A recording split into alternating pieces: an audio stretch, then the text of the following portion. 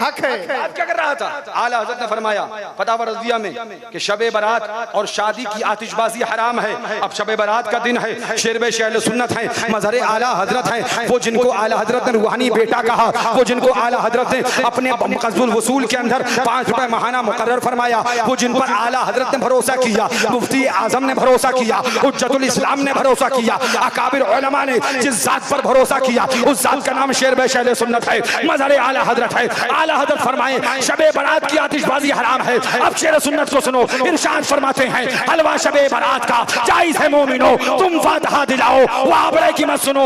आतिश की बाजी, आतिश की बाजी, आतिश की बाजी मना है, लेकिन जो हो सके नजदी शकी के मुंह पे छचुंदर को छोड़ दो।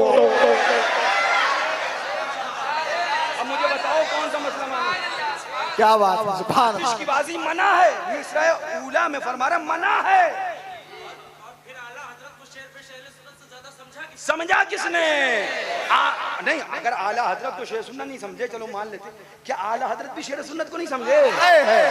आला हजरत भी शेर सुन्नत को नहीं समझे। आला हजरत ने अपनी दस्तार दी, खिलाफत दी, नाइब बनाया, अपना मजहर बनाया, और मजहर कह रहा है आतिश की बाजी मना है, लेकिन जो हो सके नजदी शकी के मुंह पे छचुंदर को छोड़ दो। शेर सुन्नत ने पैगाम दिया अगर नजदी शबे बारात की छचुंदर से जलेगा तो हम माचिस से और जलाएंगे। अब समझ, अब अगर समझ सकते हो तो समझ लेना, वरना हमें पहले ही पता है घोचू समझ नहीं पाते। जी हक है।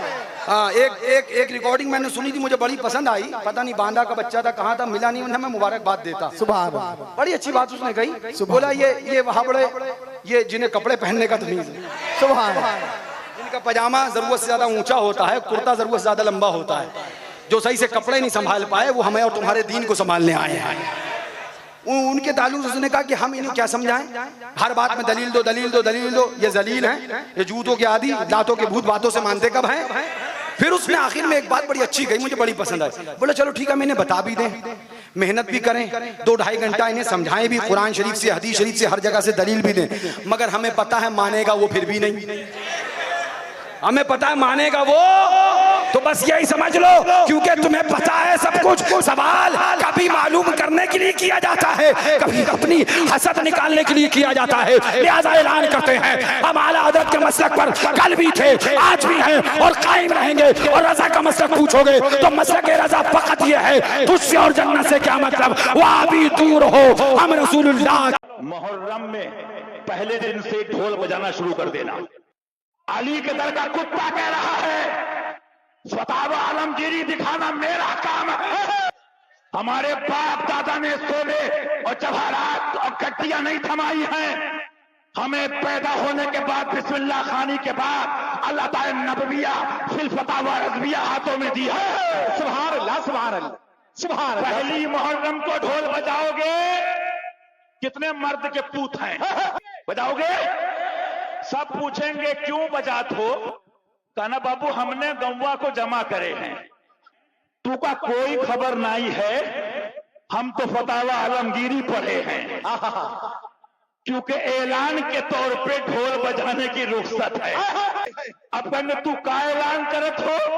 कहना बाबू हम ऐलान करत हैं कि इमाम हुसैन का महीना शुरू होगा। क्या ना बताऊं, इतना सा बस बता दूं, ये आए नूरी भाई हमारे पास, बोले हजरत तबीब हाजिक ने ये मसला बताया, तबीब हाजिक ने बताया कि ये मर जाएगा। हमने कहा फिर कैसे बच सकता है?